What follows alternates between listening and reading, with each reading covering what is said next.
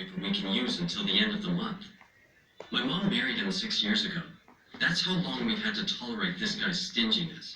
My real dad left us. My mom used to be a housewife. When they got divorced, she started working at a dry cleaner's. We had almost no money left after paying our rent. Hey! We were barely getting by. My stepdad Hugh was my mom's boss. His wife had cancer for a long time. When she passed, Hugh was left alone with his young daughter. Because he needed someone to look after his daughter, he asked my mom to marry him. When my mom told me this, I was totally against it, but she wouldn't listen to me. If I don't marry Hugh, we won't have any money. This marriage can save us. Maybe you'll get to be able to go to college, she said. She was aware that Hugh was a frugal man, but like me, she only figured out how cheap he was when we all started living together. After the wedding, my stepdad took us out for dinner to celebrate. We didn't know him very well yet. When we came home afterwards, he took pockets of salt and sugar and a bunch of tissues out of his pocket. They all had the restaurant's logo on them. When he realized we were staring at him, he said, "We could have used these at the restaurant, but we didn't, so they're ours. I took them so we could use them at home." From then on, my stepdad took us out to dinner only on his daughter's birthday. And when he did, it was only to a fast food place. Once we were at a burger spot, and when he saw that it was a little pricier than expected, he only got us French fries.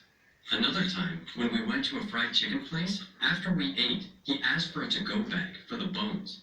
The next evening at dinner, he put those bones on the table. "You left so much meat on those bones. You didn't do a good job scraping them off. Come on, let's clean these," he said, and started working on them. That night, no one else touched those bones. By the way, if you're enjoying this video, please hit the like button and subscribe to the channel if you haven't yet. Thanks so much. In my senior year of high school, my stepdad said, "What are your plans for the future? You know you need to move out when you turn 18, right?" I couldn't believe my ears. When I said, "No, sir, I didn't know that," he replied, "Now you know. This is your final year of freeloading. Soon you'll have to fend for yourself." My mom was not having it. She said, "Matt will go to college. If money's the issue, he can help us out at the dry cleaner," to which my stepdad shot back with, "Of course money's the issue. What else? In that case, he should start working with us right now. If he's any good, maybe I'll give him a chance to stay here next year." The next day, I went to the dry cleaners. My mom said it would be best if I started working at the front counter. She said that men usually brought their business suits, and women brought their evening dresses. All I had to do was take their clothes. It was an easy gig, but the downside was that I had to work next to my stepdad. He was sitting at the register and taking the money. I started going to work after school. After working with my stepdad for a while, I came to understand how deep his money worship went. Whenever a wealthy-looking man brought in a business suit, he would get a twinkle in his eye. After the customer would leave, he'd say, "Check the pockets. Let's see if he's left anything in there." Some people did indeed leave money in their pockets, and my stepdad would be as happy as a kid. "Easy money. I love it," he would say. As he put the money in the register, to defend himself, he'd say, "If you saw money on the street, would you pick it up or keep walking?" Of course you would take it. This is no different.